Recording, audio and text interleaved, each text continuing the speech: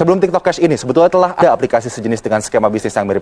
Apa saja mereka kami bahas untuk Anda pada pagi hari ini. Fenomena nonton video dapat uang begitu. Sebelum saya menjelaskan ini, saya ingin menjelaskan terlebih dahulu sebetulnya bagaimana potensi market digital Indonesia ya. Kita punya 170 juta pengguna internet aktif begitu di Indonesia. Ini menjadi aset yang sangat penting begitu bagi bangsa Indonesia. Bahkan bisa dikatakan jika sebuah perusahaan startup misalnya atau perusahaan rintisan ingin memenangkan market atau pasar di Asia Tenggara, ia hanya harus menangkan pasar di Indonesia karena pengguna internet kita yang sangat besar. Tapi ini juga memberikan sebuah ancaman. Seperti apa? Kejahatan siber. Kejahatan siber bagi para penggunanya yang tidak terliterasi dengan baik terkait dengan keuangan digital. Kalau terkait dengan keuangan digital sendiri, ada yang namanya money game. Nah, money game ini yang sedang ramai diperbincangkan karena money game ini menganut skema Ponzi.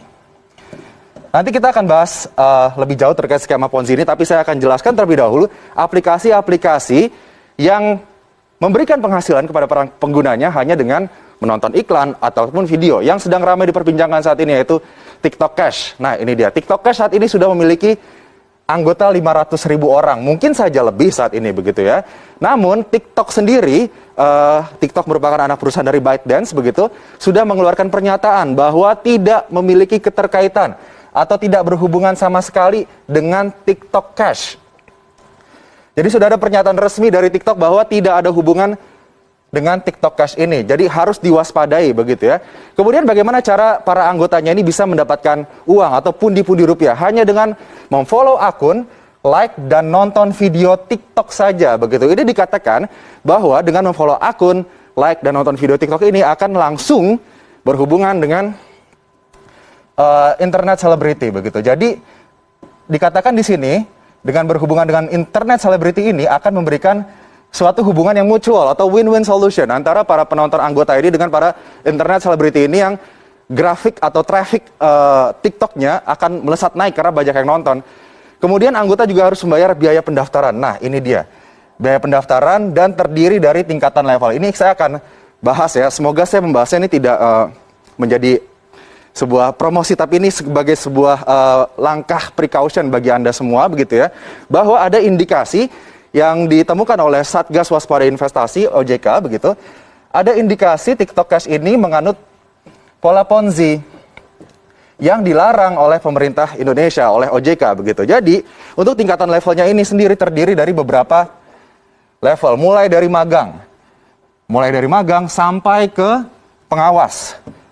Nah, ini levelan-levelan yang bisa diambil oleh para anggota TikTok Cash ini kemudian untuk mendapatkan pundi-pundi yang lebih banyak lagi. Dan jaraknya di sini dari magang sampai ke pengawas, jika ingin naik atau upgrade tingkat harus membayar dengan nominal 89.000 sampai dengan 15 juta rupiah.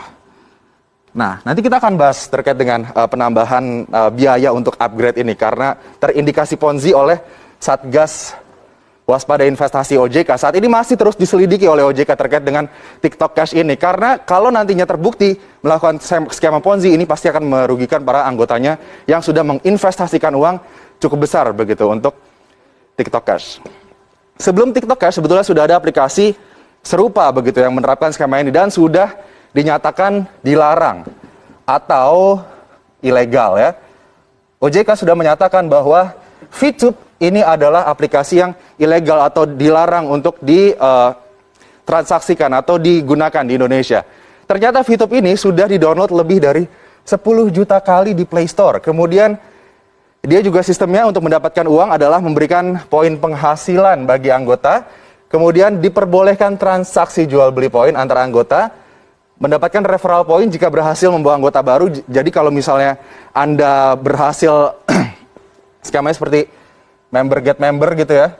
Jika Anda membawa member baru kepada VTube ini, Anda akan mendapatkan poin dan kemudian poin itu nanti akan bisa dirupiahkan ataupun nanti dirupiahkan karena satu koin VTube ini senilai $1 atau sekitar 14.000 rupiah begitu ya. Dan kemudian ini daftarnya gratis, harus perpanjang, mau hasil lebih Anda harus upgrade dan ini sudah lagi-lagi dilarang atau ilegal, dinyatakan ilegal oleh otoritas jasa keuangan. Kemudian ada juga yang baru saja ditemukan oleh OJK, yaitu Vito.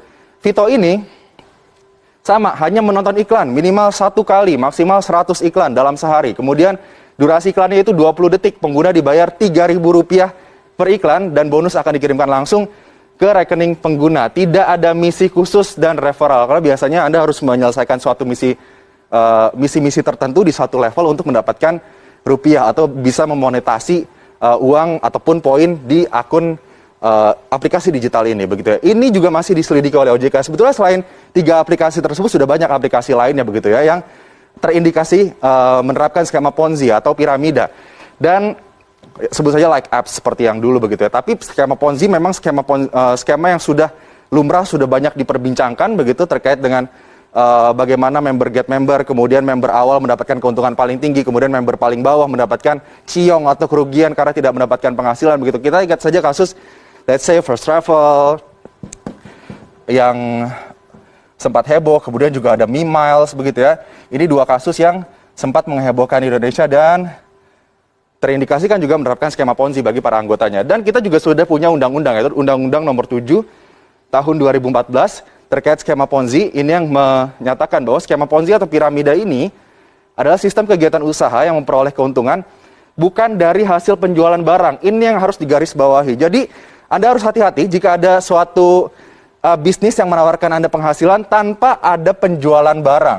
Di sini skema Ponzi memfokuskan kepada memanfaatkan peluang keikutsertaan mitra usaha, terutama dari biaya partisipasi orang lain, begitu. Jadi tidak mengutamakan bagaimana penjualan produknya, kualitas produknya, tapi mengutamakan bagaimana agar membernya bisa merekrut member-member lainnya, kemudian bisa mendapatkan keuntungan dari biaya yang dikeluarkan oleh member itu, begitu. Jadi intinya piramida begini, yang paling atas akan selalu mendapatkan pundi-pundi uang, begitu. Tapi nanti yang paling bawah, mereka yang menyetorkan uang ke atas, begitu, saat nantinya sudah tidak ada lagi orang-orang yang menyetorkan uang ke atas, tidak ada lagi member, begitu, ataupun sudah terbukti menyalahi aturan, begitu ya, yang di bawah inilah yang akan dirugikan.